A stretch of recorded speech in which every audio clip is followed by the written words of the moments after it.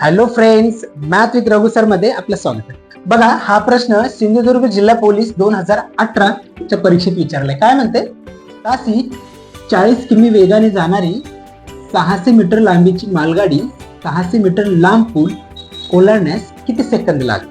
म्हणजे जर 600 मीटरचीच गाडी आहे आणि 600 मीटरचा एक पूल ओलांडायचा आहे, तर त्या गाडीला किती सेकंद लागतील म्हणते. वेग दिलाय तुम्हाला, वेग किलोमीटर मध्ये. ओके, तर काय करायचं, कधी जेव्हा असं तुम्हाला डिस्टन्स देईल, म्हणजे अंतर एका साईडला करायचं, तर 600 मीटर लांबीची मालगाडी आणि 600 मीटरच बोगदा पण, म्हणजे 600 अधिक 600 म्हणजे अंतर एका साईडला केलं बरोबर. आता काय असतं, पुन्हा वेग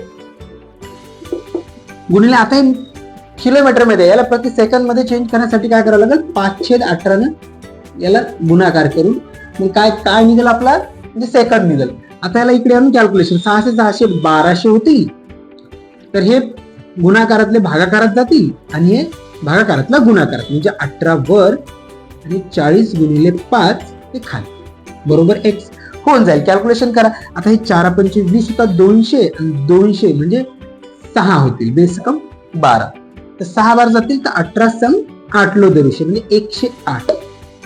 तर ऑप्शन नंबर 3 हे तुमच्या प्रश्नाचं अगदी बरोबर उत्तर आहे, म्हणजे 108 सेकंद लागतील. असा वाटला प्रश्न? व्हिडिओ आवडला तर लाईक, शेअर आणि सबस्क्राईब करायला मुळीच विसरू नका. जय हिंद.